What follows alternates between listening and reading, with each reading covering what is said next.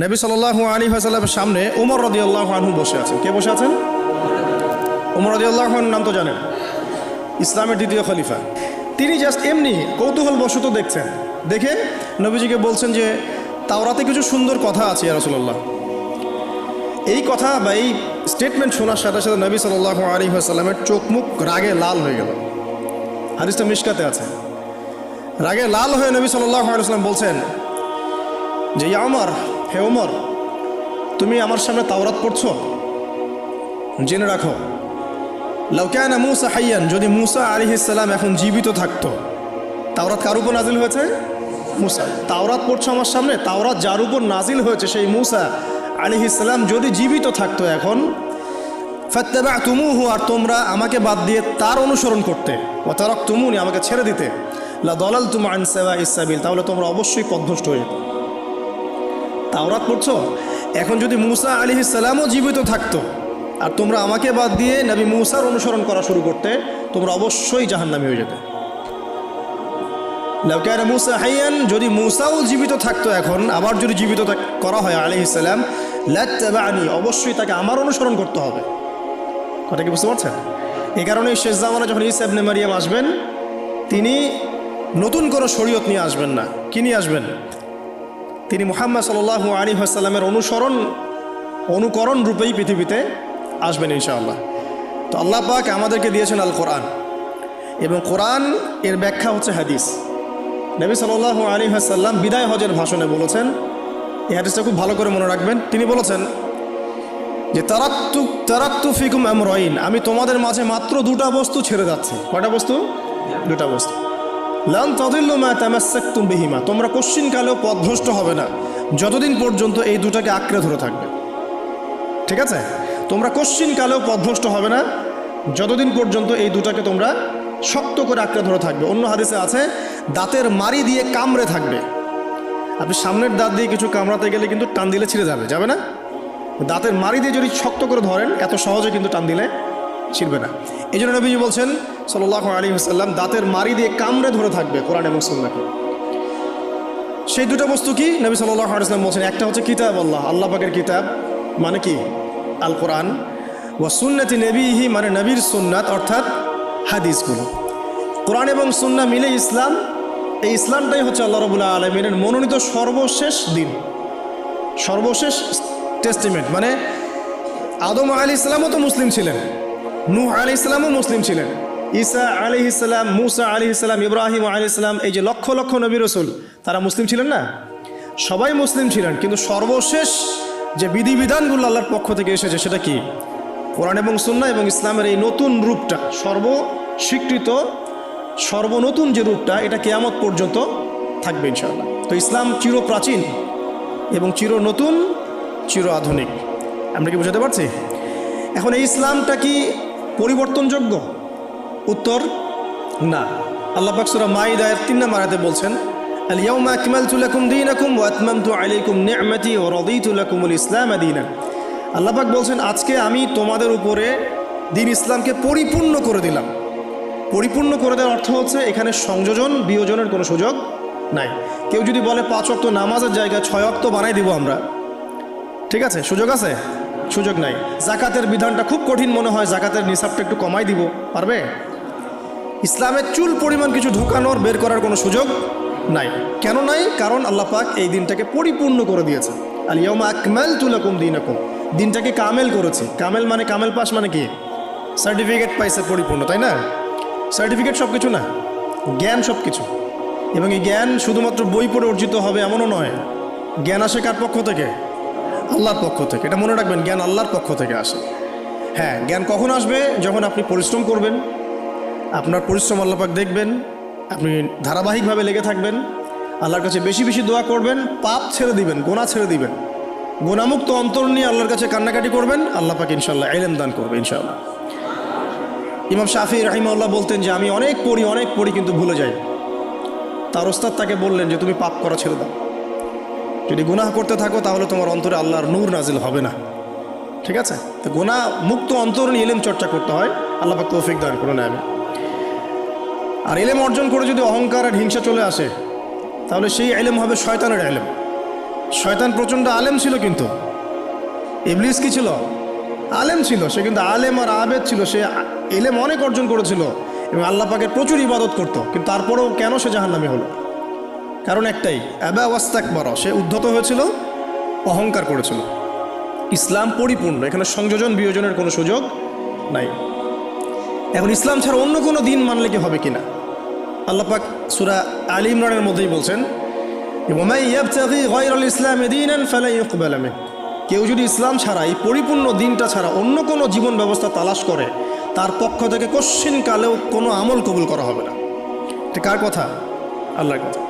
এখন আসেন, ইসলাম বাদ দিয়ে আমরা অন্য অন্য যে মতবাদগুলো অনুসরণ করে থাকি আর কি, পশ্চিমা মতবাদ বলেন, তারপরে গ্রিকদের দর্শন বলেন, চাইনিজ দর্শন বলেন, তারপর ব্যাবিলনের সভ্যতার দর্শন বলেন, যত দর্শন আমরা ফলো করি ইসলাম বাদ দিয়ে, এগুলো যদি কোরআন এবং সুন্নাহর সাথে সাংঘর্ষিক হয়, সেগুলো কি পরকালে আমাদেরকে বাঁচাতে পারবে?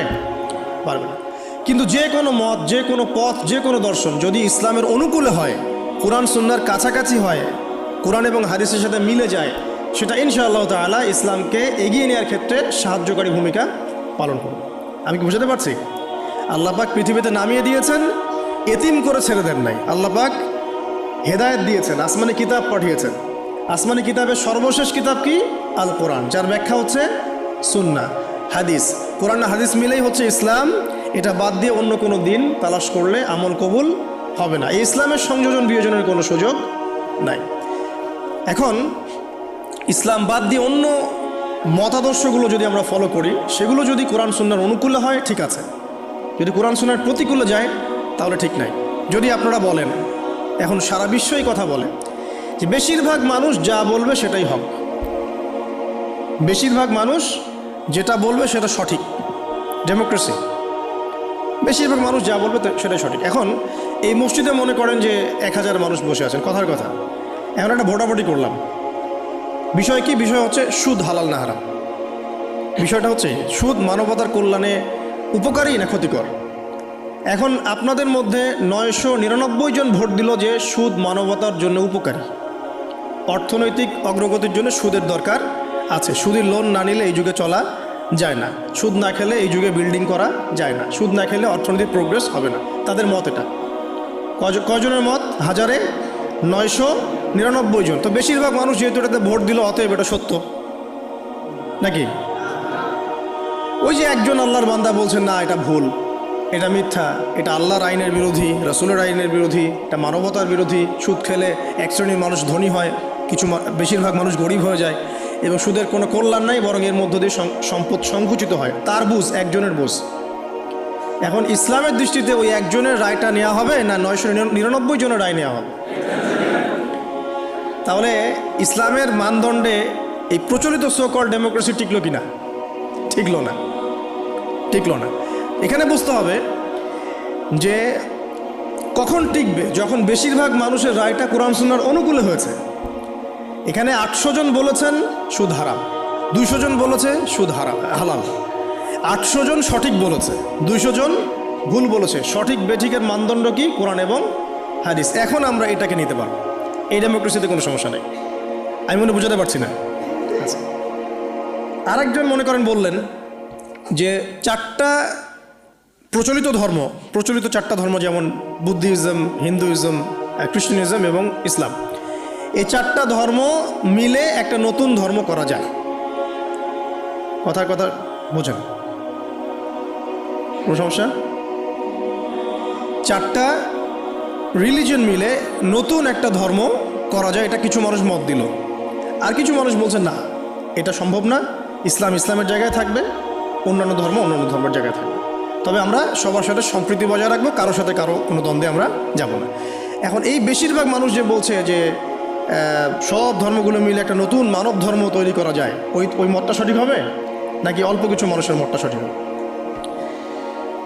তো এখানে একটা মূলনীতি বুঝতে হবে যে কোরআন এবং সুন্নাহর অনুকূলে যে কোনো মত আসুক গ্রহণ করা যাবে, কোনো সমস্যা নেই। বিজ্ঞান হোক, দর্শন হোক, আপনার যে কোনো ইজম হোক, যে কোনো মতবাদ হোক, কোনো সমস্যা নেই। কিন্তু কোরআন এবং সুন্নাহর মূলনীতির বাইরে চলে গেলে কি সমস্যা? এখন হয়তো প্রেশারাইজড করে যদি কেউ চাপিয়ে দেয়, সেটা আলাদা বিষয়। আপনি মানতে বাধ্য হয়েছেন, সেটা আলাদা বিষয়। কিন্তু মন থেকে যদি স্বীকার করে নেন যে না, ইসলামের বাইরেও অন্যান্য বিষয়গুলো মেনে নেওয়া যায় তাহলে সমস্যা। আল্লাহ পাক আমাদেরকে বোঝার তৌফিক দান করুন। এখন একটা দিকে ফোকাস করে আমি আলোচনাটাকে এন্ডিংয়ের দিকে নিয়ে যাবো ইনশাআল্লাহ। সেটা হলো যে আল্লাহ রাব্বুল আলামিন আমাদেরকে পৃথিবীতে পাঠিয়ে দিয়েছেন, সে আল্লাহর কাছে আমাদেরকে ফিরতে হবে না? ফিরতে হবে। আল্লাহ পাক এমনি এমনি পাঠিয়ে দেননি, সময় দিয়েছেন, আসমানি কিতাব দিয়েছেন, নবী রসুলও পাঠিয়েছেন। কারণ আসমানি কিতাব তো আমরা এমনি এমনি প্র্যাকটিস করতে পারবো না। হাতে একটা কোরআন ধরিয়ে দিলেই তো সবাই আমল করতে পারবে না, পারবে? একজন রোল মডেল তো লাগবে, একজন গাইডলাইন তো লাগবে।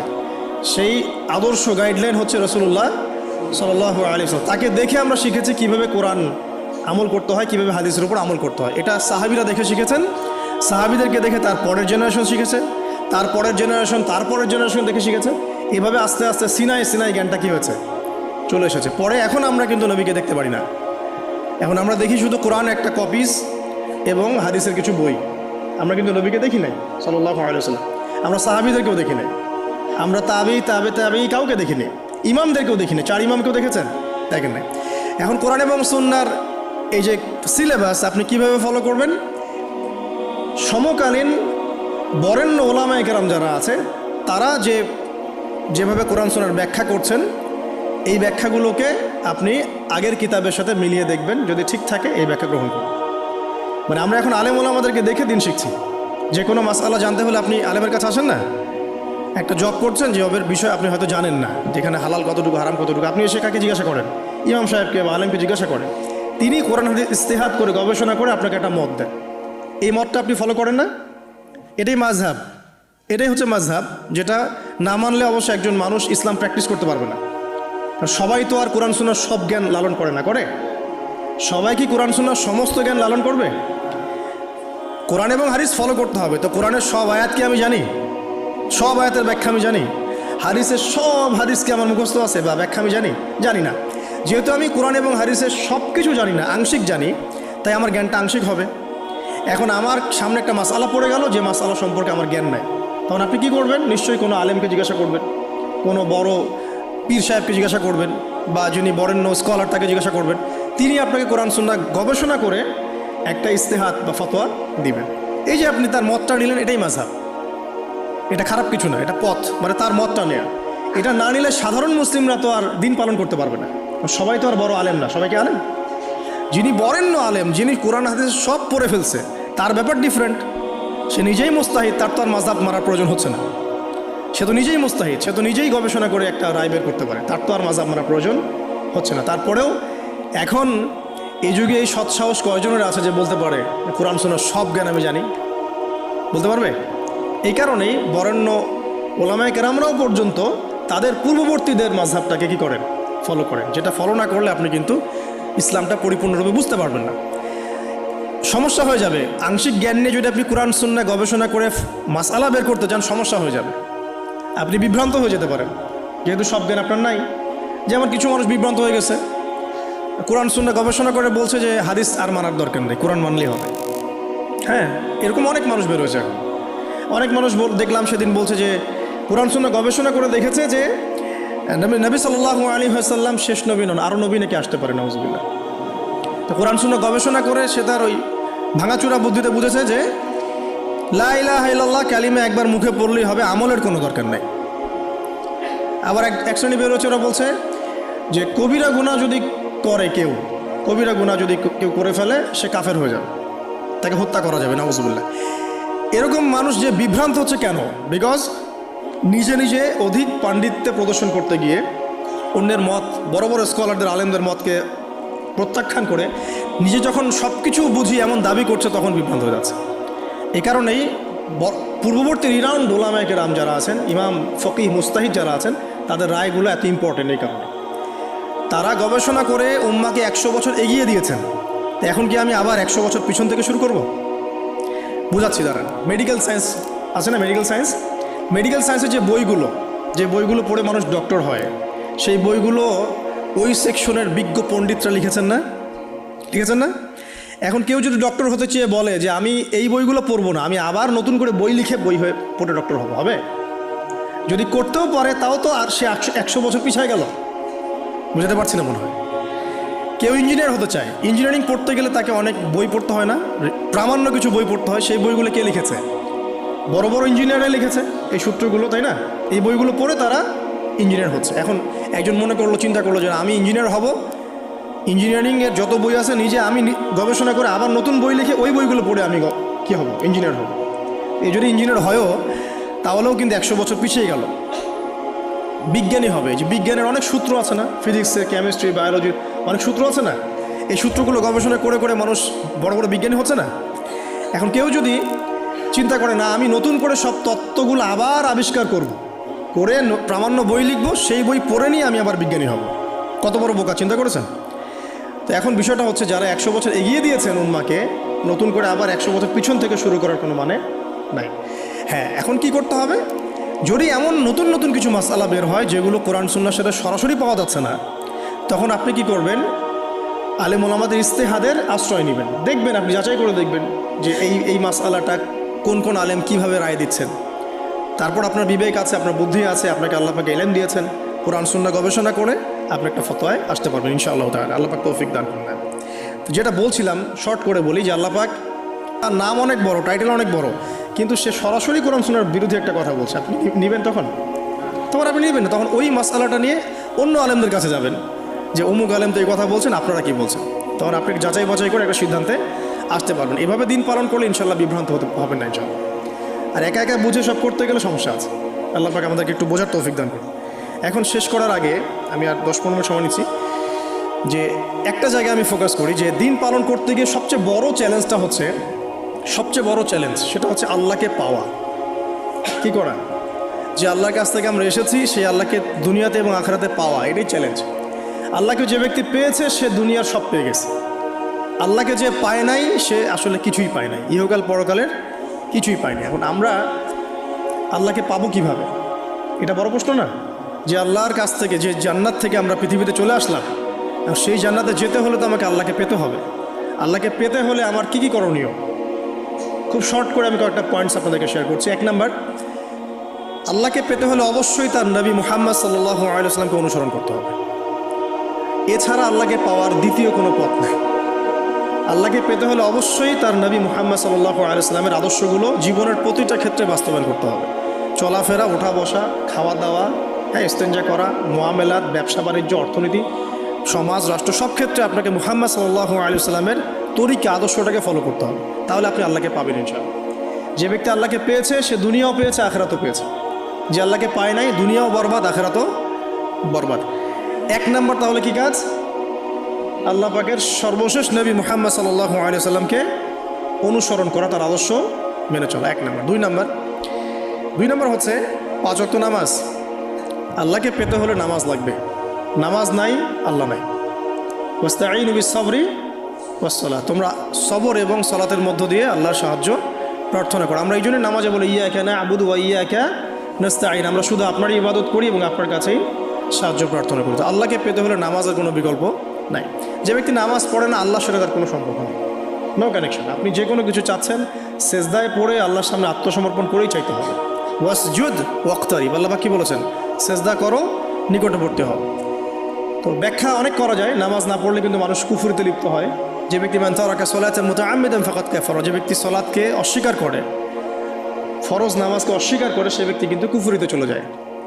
ঠিক আছে? তারপরে বাইনা রাজুলি ওয়া বাইনা শিরকি ওয়াল কুফরি তারকুস সালাহ, একজন মুমিন বান্দা এবং অমুসলিমদের মধ্যে পার্থক্যই নামাজ। নামাজের বিষয়ে অনেক কথা আমি আগেও বলেছি, আপনারা শুনেছেন, অন্য আলেমদের কাছেও শুনেছেন। এক বাক্যে নামাজ না পড়লে ইসলামের রশিটা কেটে যাবে। মুআয বিন জাবালকে নবী সাল্লাল্লাহু আলাইহি ওয়াসাল্লাম বলেছেন যে যদি মান তারাকা সালাতান মুতাআম্মিদান, কেউ যদি সালাতকে ইচ্ছা করে ছেড়ে দেয়, ফাকাদ বারিআত মিন জিম্মাতিল্লাহ, সে ব্যক্তি আল্লাহর জিম্মেদারি থেকে মুক্ত হয়ে যাবে। তার উপর আল্লাহর কোনো জিম্মাদারি নেই, আল্লাহর নিরাপত্তা, জিম্মাদারি থেকে সে মুক্ত। তো 5 ওয়াক্ত নামাজ আল্লাহ পাক আমাদের সবাইকে জামাতের সাথে পড়ার তৌফিক দান করুন। এর পাশাপাশি নফল নামাজ বাড়িয়ে দেওয়ার তৌফিক দান করুন, এবং স্পেশালি তাহাজ্জুদের নামাজ যদি পারেন 2 রাকাত হলেও নিয়মিত তাহাজ্জুদের নামাজ পড়ার তৌফিক আল্লাহ পাক আমাদেরকে দান করুন। আর নামাজের বাহ্যিকতা নিয়ে এত বেশি ঝগড়ায় যাবেন না। এখন আমরা যত ঝগড়া নামাজের বাহ্যিকতা নিয়ে, হাত বাঁধা, রফুল ইয়াদাইন, আমিন আর পায়ে পা, এগুলো নিয়ে ঝগড়ার শেষ আছে? নাই। ইসলামের বিরোধী শক্তিরা হাত ভেঙে ফেলার পায়তারা করে ফেলেছে অলরেডি। হাতি না থাকলে আপনি বাঁধবেন কোথায়? মনে করেন আপনার হাতি নাই, বাঁধবেন কি উপরে না নিচে? তো এই হাত তো ভেঙে ফেলার পায়তারা করা হয়েছে। এখন আপনি পড়ে আছেন বাঁধার কোন জায়গায় বাঁধবেন সেটা নিয়ে, অথচ পুরো বৈশ্বিক চক্রান্ত মুসলিমদের বিরুদ্ধে হাতটাই ভেঙে ফেলে দিবে। তুই বাঁধবি কোথায় হাত? তারপর দেখব। এটা আমরা বুঝতে পারি না। এটা বোঝার জন্য যে জ্ঞান, ইলম, নূর দরকার তা তো নাই আমাদের মধ্যে। এই জন্য আপোষের ঝগড়া নিয়ে পড়ে আছি। যে ছোটোখাটো যে ইখতলাফি মাসালাগুলো চলে আসছে দীর্ঘদিন থেকে, এগুলোর কোনো সমাধানে আসতে পারবে না কিন্তু কেউ। পক্ষে বিপক্ষে কথা চলতেই থাকবে কিয়ামত পর্যন্ত, ওইগুলো নিয়ে আমরা ব্যস্ত আছি। তো আমি রিকোয়েস্ট করব নামাজের আধ্যাত্মিকত্বের দিকে ফোকাস করুন। নামাজের আধ্যাত্মিকত্ব কি? আপনি আল্লাহর সামনে দাঁড়িয়েছেন, দুনিয়ার সাথে এখন আপনার কোনো সম্পর্ক নেই, আপনি এবং আল্লাহ, মাঝখানে কিছু নাই। নামাজে যা পড়ছেন, সূরা ফাতিহা, অন্যান্য সূরা, রুকু, তাসবিহ, সিজদা, তাশাহুদ, দরুদ, অর্থ বোঝার চেষ্টা করেন এবং অর্থের দিকে ফোকাস করেন, আল্লাহকে পাবেন ইনশাআল্লাহ। সিজদায় রুকুতে যখন যাচ্ছেন, আপনি চিন্তা করেন যে আপনি মহাবিশ্বের মহা শক্তিধর আল্লাহ রাব্বুল আলামিনের সামনে মাথা নত করেছেন। আপনি চিন্তা করেন যে আল্লাহ আপনাকে দেখছেন। এখন যখনই মানুষ নামাজে দাঁড়ায়, আল্লাহ পাক তার দিকে দৃষ্টি নিবদ্ধ করে, এবং যখন মানুষ এদিক ওদিক তাকানো শুরু করে নামাজে, আল্লাহ পাক মুখ ঘুরিয়ে নেন। হ্যাঁ, নামাজে ওই যে আমরা যে ডিজিটাল নামাজ পড়ি না, এখন ডিজিটাল মানে 4 রাকাত নামাজ 4 মিনিটে শেষ। এক রুকু করলে সেজদা পাওয়া যায় না, সেজদার তাসবিহ পড়লে আবার এদিকে দেখা যায় যে দ্বিতীয় সেজদায় চলে গেছে অলরেডি ওঠার আগে। অনেক ক্ষেত্রে ইমাম সাহেবরাও খুব দ্রুত নামাজ পড়ান, অনেক দ্রুত পড়ান। এত দ্রুত নামাজ পড়াবেন কেন? নামাজ জামাতে পড়লে সংক্ষিপ্ত করতে বলা হয়েছে, কিন্তু এত দ্রুত তো পড়তে বলা হয় না। এখনও দেখবেন মক্কা মদিনায় গিয়ে নামাজ দেখবেন, মাশাআল্লাহ, নামাজটা তাদের মাশাআল্লাহ, এটার প্রশংসা না করলে হক আদায় হবে না। নামাজটা অসাধারণ, ধীর স্থিরভাবে ফজরের নামাজ 20 মিনিট, 15 মিনিট, 20 মিনিট পড়াচ্ছে নামাজ, রিল্যাক্স। নামাজে দাঁড়ালে চমৎকার তেলাওয়াত হচ্ছে, আপনি ভুলে যাচ্ছেন নিজেকে। তেলাওয়াত হবে চমৎকার, এবং সবচেয়ে ভালো যিনি তেলাওয়াত করতে পারেন তাকে নামাজে দিতে হবে। রিল্যাক্সে নামাজ পড়বে। ক্ষেত্র বিশেষে আপনি শর্ট করতে পারেন, কিন্তু সবসময় কেন আমরা 4 রাকাত নামাজ 3 মিনিটে শেষ করে দেব? আবার নামাজের পর দোয়াটা হবে লম্বা, অথচ নামাজটাই ছিল দোয়া, নামাজটাই কিন্তু দোয়া। এখন সেজদায় আমরা যদি কান্নাকাটি করতে না শিখি, আল্লাহর সামনে আমি মাথা নত করেছি, এখানে নিজের মনের যত আবেগ, আকুতি, দোয়া, এগুলো আল্লাহর সামনে ঢেলে না দিতে পারি, এই দোয়া কালাম না শিখি, তাহলে তো নামাজের আধ্যাত্মিকত্ব অর্জন হলো না। সাহাবীরা কেমন করে নামাজ পড়তেন যে নামাজ পড়ার পরেও তাদের গা থেকে তীর বের করা যায়? কিভাবে তারা নামাজ পড়তেন? তাহলে নবী সাল্লাল্লাহু আলাইহি ওয়াসাল্লাম কিভাবে নামাজ পড়তেন যে নামাজ পড়ার ফলে তার পা মোবারক ফুলে যেত? 1 রাকাতে তিনি 4 পারা কোরআন তেলাওয়াত করতে পারলেন কিভাবে? তো তাদের নামাজ আর আমাদের নামাজ, আল্লাহ রাব্বুল আলামিন তার রাসূলের মাধ্যমে একটা হাদিসে জানিয়েছেন যে এমনও অনেক নামাজি আছে, নাউযুবিল্লাহ, আল্লাহ পাক আমাদেরকে তাদের অন্তর্ভুক্ত না করুন, যে নামাজ পড়ার পরে আল্লাহ রাব্বুল আলামিন এই নামাজটাকে ওই নামাজের মুখের উপর নিক্ষেপ করে দেয়, তোমার নামাজের আমার কোনো দরকার নেই। আল্লাহ পাক আমাদেরকে হেফাজত করুন। ধীর স্থিরভাবে পড়েন, রিল্যাক্সে, তার আর কিচ্ছু নাই। ওমা খালাকতুল জিন্না ওয়াল ইনসা ইল্লা লিয়াবুদুন, শুধুমাত্র আল্লাহর ইবাদত করার জন্যই তো পৃথিবীতে এসেছি। হোক না দোকানটা 5টা মিনিট পরে খুললে কি হবে? হ্যাঁ, জমিতে যান, জমিতে আধা ঘন্টা পরে গেলে কি হবে? যে আল্লাহ পাক আপনাকে বাঁচিয়ে রাখতে পারেন, সে আল্লাহ পাক আল্লাহর পথে সময় দিলে আপনাকে অফুরন্ত রিজিকও তো দিতে পারেন না?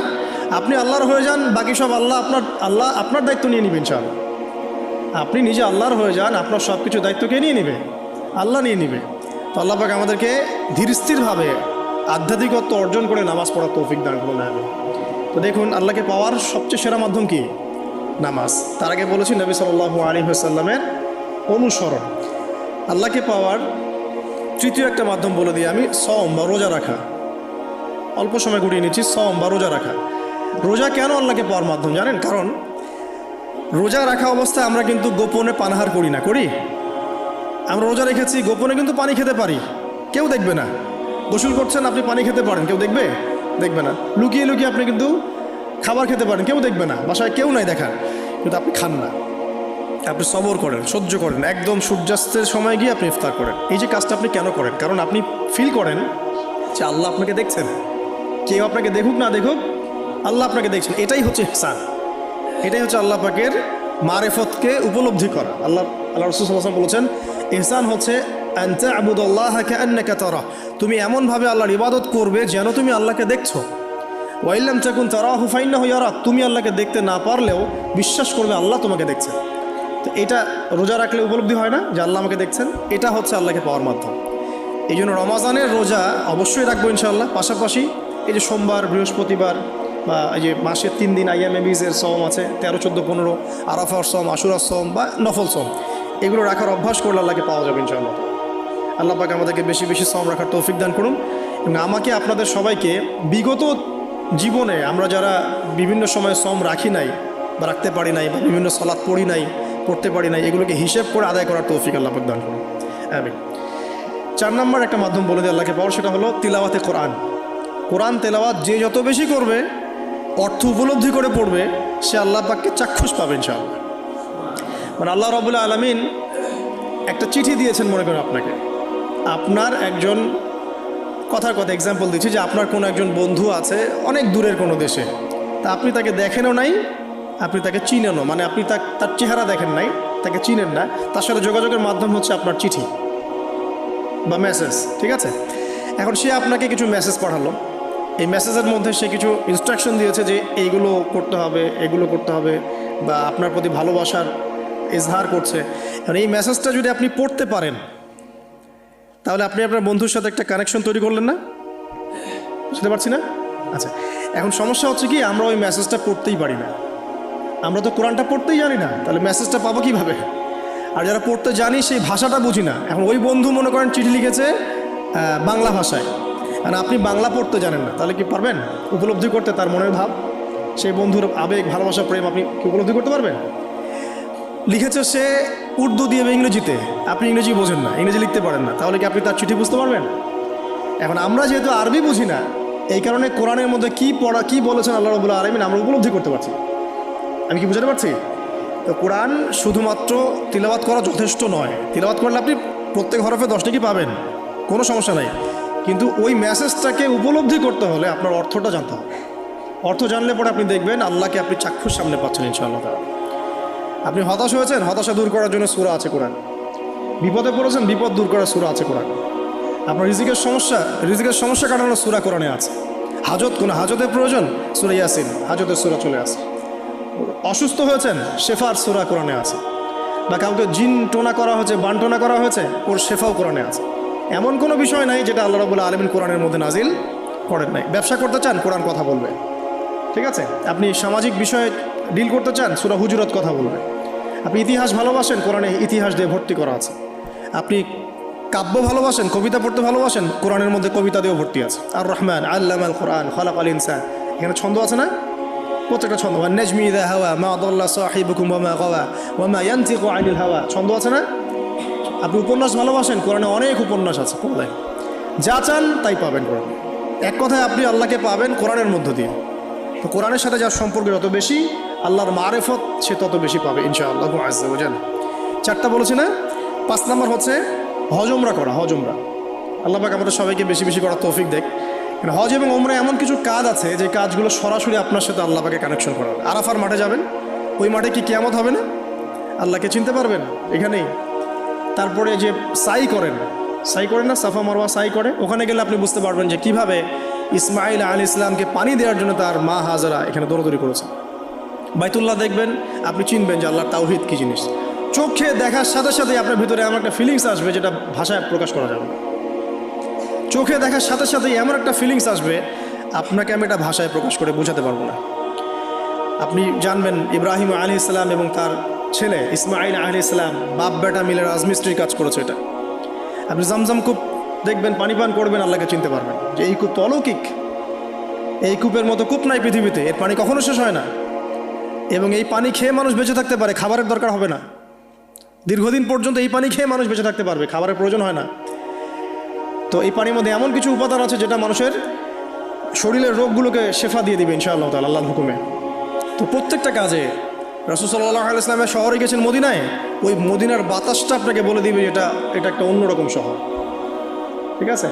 রাসূল সাল্লাল্লাহু আলাইহি ওয়াসাল্লামের রওজায় যাবেন, সামনে দাঁড়াবেন, আপনি আল্লাহকে চিনতে পারবেন। আপনি আর পৃথিবীতে থাকবেন না, অন্য জগতে চলে যাবেন। ওই যে বাকিউল গারকাত আছে, সাহাবীদের কবরস্থান জান্নাতুল বাকি, ওখানে ঢুকবেন, আপনার কাছে মনে হবে যে পৃথিবীটা আসলে কিছুই না। পৃথিবীর সবচেয়ে সেরা মানুষগুলো এই মাটির নিচে শুয়ে আছে, ওখানে আপনাকে খুবই তুচ্ছ মনে হবে তাদের সামনে। এই যে মানে বিভিন্ন জায়গায় গিয়ে আল্লাহকে চিনতে পাওয়া, এটা সবচেয়ে ভালো হয় হজ এবং উমরাতে গিয়ে। আল্লাহ পাক আমাদেরকে তৌফিক এনায়েত করুন, আমিন। তো এটা একটা আল্লাহকে পাওয়ার দোষ। যাদের হজ ফরজ হয়ে গেছে অবশ্যই হজ করে ফেলবেন, আর যাদের সামর্থ্য আছে তারা বেশি বেশি উমরা করবেন। নবী সাল্লাল্লাহু আলাইহি ওয়াসাল্লাম বলেছেন, এক হজ পরের হজের মধ্যে যত গুনাহ মাফ করিয়ে দেয়, এক উমরা পরের উমরার মধ্যে যত গুনাহ সেগুলোকে মাফ করিয়ে দেয়। আল্লাহ পাক আমাদেরকে এই আমলগুলো করার তৌফিক এনায়েত করুন। 6 নম্বর বলছি জিকির। আল্লাহ পাকের জিকির বাড়াতে হবে। যে আল্লাহ পাকের জিকির যত বেশি করবে সে আল্লাহ পাকের মারিফত তত বেশি উপলব্ধি করবে, আল্লাহকে পাবে ইনশাআল্লাহ। আর এই জিকির করার জন্যে অজুও শর্ত নয়, জানেন? আল্লাহর জিকির করার জন্য কিন্তু অজু শর্ত নয়। আপনি মনে মনে চলতে ফিরতে অলওয়েজ সুবহানাল্লাহ, আলহামদুলিল্লাহ, আল্লাহু আকবার, লা ইলাহা ইল্লাল্লাহ, আস্তাগফিরুল্লাহ পড়তেই থাকতে পারেন। কষ্টের কিছু আছে? খালি জবান চলবে, খালি জবান চলবে। মাঠে কাজ করছেন, ওই যে লাঙল দিয়ে কাজ করছেন, সেচ দিচ্ছেন, আপনি পড়তে থাকবেন আস্তাগফিরুল্লাহ ওয়া আতুবু ইলাইহি, লা হাওলা ওয়ালা কুওয়াতা ইল্লা বিল্লাহ, সুবহানাল্লাহ, আলহামদুলিল্লাহ, লা ইলাহা ইল্লাল্লাহ, আল্লাহু আকবার। কোনো সমস্যা? কোনো সমস্যা নেই। রান্না বান্না করছে মেয়েরা, এটা করতে করতে পড়তে পারবে না? গাড়ি ড্রাইভ করছেন, ড্রাইভ করতে করতে আপনি পড়তে পারবেন লা ইলাহা ইল্লাল্লাহ ওয়াহদাহু লা শারীকা লাহু, লাহুল মুলকু ওয়া লাহুল হামদু ওয়া হুয়া আলা কুল্লি শাইইন কাদির। যে কোনো কাজ করতে করতেই ইল্লাল ইস্তিনজা, ইস্তিনজা বাদ দিয়ে। ইস্তিনজা কি জিনিস? প্রসাব পায়খানা। এই সময় এগুলো মুখ দিয়ে বলবেন না, দরকার নাই। আপনি এখানে এরপরে যে সময়গুলো আছে এগুলোতে আপনি জিকির বাড়াবেন। যে যত বেশি জিকির করবে তার কলব তত বেশি পরিচ্ছন্ন হবে। যার কলব যত পরিচ্ছন্ন, আল্লাহর নূর তার কলবে তত বেশি আসবে, সে আল্লাহ পাকে তত কাছে পাবে ইনশাআল্লাহু আযজা ওয়া জাল। 7 নাম্বার দোয়া ইস্তেগফার বাড়িয়ে দেয়। আল্লাহর কাছে বেশি বেশি দোয়া করতে হবে। দোয়া বাড়িয়ে দেন। দোয়ার জন্য হুজুর ডাকতে হবে না, দোয়ার জন্য আমাকে ডেকে বাসায় খাওয়ানোরও দরকার নেই। আপনার দোয়ার জন্য আপনি যথেষ্ট। নামাজে দাঁড়ান, নামাজের সেজদায় দোয়া করেন। নফল নামাজ পড়েন, নফল নামাজের সেজদায় দোয়া করেন। নামাজের পরে হাত তুলে দোয়া করেন প্রয়োজনে। নামাজে সালাম ফেরানোর আগে দোয়া করেন। যে কোনো ভালো কাজ করেছেন তারপর দোয়া করেন, ঠিক আছে? কোরআন তেলাওয়াত করলেন, দোয়া করেন। তাহাজ্জুদের ওয়াক্তে দোয়া করেন। বৃষ্টি পড়ছে তখন দোয়া করেন, ঠিক আছে? মানে দোয়া কবুলের মোমেন্ট, সময়গুলো, আজান হয়েছে, আজান ইকামতের মাঝখানে দোয়া করেন। এই যে এখন খুতবা হচ্ছে, এই সময় দোয়া করেন, দোয়া কবুল হবে। দিনই মসজিদে বসেছেন, দোয়া করেন। দোয়া করতে থাকেন মনে মনে। যত বেশি আপনি দোয়া করতে পারবেন আল্লাহর কাছে, ইনশাআল্লাহ আল্লাহকে আপনি তত কাছে পাবেন ইনশাআল্লাহ। এটা আল্লাহকে পাওয়ার অন্যতম মাধ্যম। এবং ইস্তেগফার, ইস্তেগফার মানে কি? তওবা করা। আস্তাগফিরুল্লাহাল্লাযী লা ইলাহা ইল্লা হুয়াল হাইয়ুল কাইয়ুম ওয়া আতুবু ইলাইহি। এটা বেশি বেশি পড়বেন। দিনে কমপক্ষে 70 বার বা 100 বার পড়ার চেষ্টা করবেন। আল্লাহ পাক তৌফিক দান করুন। কয়টা বলেছি ভাই? 7টা। আচ্ছা, 8 নাম্বার হচ্ছে সদকা করা। সদকা, দান সদাকা আল্লাহর কাছে খুব বেশি পছন্দের। দান সদকা করার জন্য সম্পদ লাগে না, আমার কথা শোনেন। দান সদকা করার জন্য সম্পদ লাগে না, কলিজা লাগে, মন লাগে। বহু বড় বড় মানুষ আছে দান সদকা করতে পারে না, কোটিপতি, জাকাত দেয় না, আছে না?